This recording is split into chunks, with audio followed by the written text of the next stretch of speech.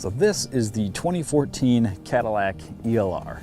Now Cadillac says it'll go about 340 miles on a full tank of gas with a fully charged battery. So I'm going to try to take it from our office here in Ann Arbor, Michigan, over to Canadian Lakes, up to Big Rapids, down to Grand Rapids, and then back to my home in Novi. It's about 380 miles, so we'll see how far we can get on a full tank of gas.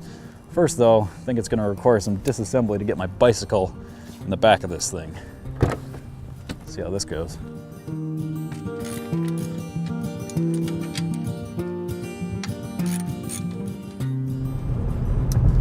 So we're on our way to Canadian Lakes. I've got my bicycle all disassembled and jammed into the back of the ELR here.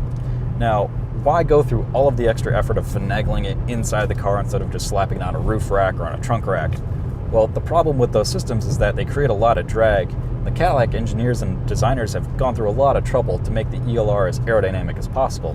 They've added active grille shutters to the front to seal off its speed and make that front end nice and sleek and clean. Now that theme you'll see continues down the side.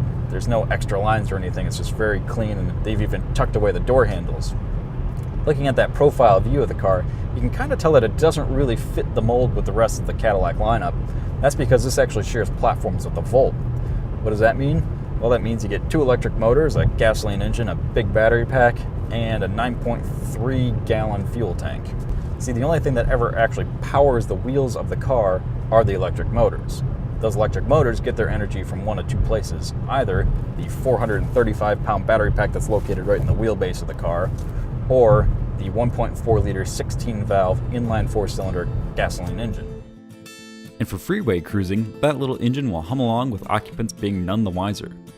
The ELR's electric motors put down linear power. Its 295 pound-feet of torque comes on without the need to wait for turbos to spool or gears to downshift. That means this chunky little caddy manages to move its 4,050-pound butt around like an overgrown slot car for the road. It's not fast, but its power is instantaneous. Using all of that electricity comes at a price though. That price is paid for in time. To fully charge the ELR on a 240-volt outlet takes around 5 hours. Using the 120-volt adapter found in the trunk will cost around 12.5 to 18 hours. What I really like about the ELR, and the Volt for that matter, is that since it does run on gas, charging up at night is just like getting bonus mileage back the next morning. What better way to use that bonus mileage than by paying a visit to my country cousins? Yeah, that's wild. That is something. Being true country boys, it wasn't long before the hood was popped. I like that. Don't pressure wash. They need a little bigger symbol than that. So will it work out on the farm? No, not exactly. Not suitable for the farm? Well, it was never meant to be. Stop-and-go traffic, the true natural habitat for any electric car. The ELR cocoons you from the humdrum daily commute. It's not a canyon-carving coupe, but a place to find solace between home and office. The ELR is not a car you long to drive. No, it understeers far too much and is far too heavy to be a sports coupe. Instead, this is a car you long to be in. Those electric motors, they might help fuel economy, but who cares when they help create a ride that's this quiet, this comfortable, and this seamlessly smooth. I started this trip ready to end up on the side of the road if it meant getting the ELR near my lofty goal of 380 miles on one tank of gas. It wasn't long into my journey that I realized that this was not going to happen, and I really didn't care.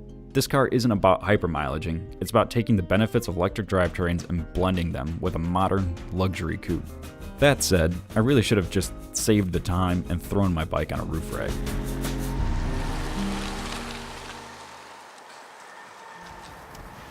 Alright, so I did definitely not make it the full 340 claimed miles that the ELR is supposed to get, but that's probably because I didn't waste my weekend driving 60 miles an hour everywhere trying to hypermileage it. I just drove it like it was a normal gasoline-powered car. So for an electric car, it did that extremely well, and it did it in style and in comfort. I can't say that about any other electric car that I know of. The only caveat to this one is it still requires gasoline. So we're gonna go ahead and fill it up, and I'm gonna finish my weekend.